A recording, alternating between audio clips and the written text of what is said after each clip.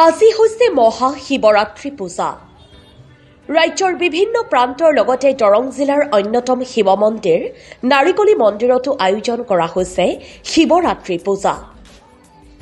এইবেলি ৪৫ সংখ্যক মহাশিৱৰাত্ৰি পালন কৰিছে নাৰিকলী শিৱ মন্দিৰ সমিতিয়ে। পুৱাৰে পৰা চিপাঝাৰৰ নাৰিকলী মন্দিৰত অগণন ভক্তৰ ভিৰ। অন্য বছৰৰ দৰে এইবেলিও দুদিনীয়াকৈ আয়োজন কৰিছে মহাশিৱৰাত্ৰি পূজা। ৰাতিপুৱাৰে পৰা হাজাৰ হাজাৰ ভক্তৰ সমাগম ঘটিছে মন্দিৰত। সকলো ভক্তই মনৰ বাঞ্ছা পূৰণৰ বাবে নাৰিকলী মন্দিৰত আহি চাকি বন্তি ধূপ নৈবেদ্য আগবঢ়ায়।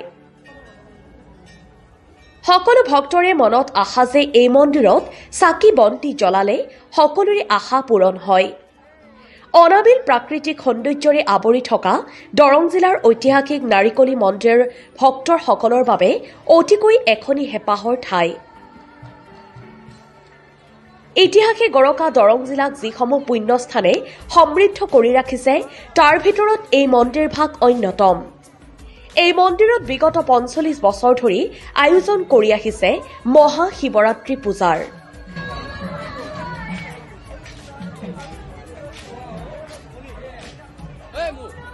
আমাৰ এইটো প্ৰত্যেক বছৰে এই ফাগুনৰ মৰা হৈ আমাৰ এইটো শিৱৰাত্ৰি পালন কৰা হয় আৰু ইয়াতে বিভিন্ন ধৰণৰ ভক্তবান ৰাইজ আহি একগোট হৈ প্ৰভুৰ নামত এগচি শৰা আগবঢ়ায়।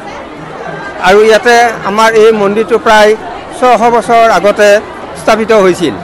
ইয়াতে বহু ধৰণৰ মুনিয়ে এই মন্দিৰটো ইয়াতে স্থাপন কৰি থৈ আমাক এটা ঈশ্বৰৰ নামত শলাবন্তি দিবৰ কাৰণে এটা আমাক সুবিধা কৰি দি থৈ তেওঁলোক স্বৰ্গগামী হৈ এতিয়া বৰ্তমান আমি সদাশয় ৰাইজ এই ঘাইপথৰ ওচৰত যিটো মন্দিৰ বিভিন্ন ভাৰতবৰ্ষৰ পৰা অহা মানুহে ইয়াতে তেওঁলোকে কি পাইছে কি নাপাইছে, আমাক কি আদৰ্শ দেখুৱাইছে বা আমি তেওঁলোকক কেনেধৰণে আদৰ্শ দেখুৱাব পাৰিছোঁ সেইটো এতিয়া তেওঁ ঈশ্বৰেহে বুজি পাব।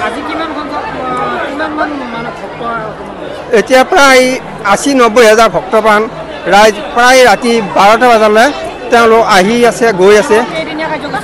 আমাৰ দুদিনীয়া কাৰ্যসূচীৰে এইটো পালন কৰা হয়।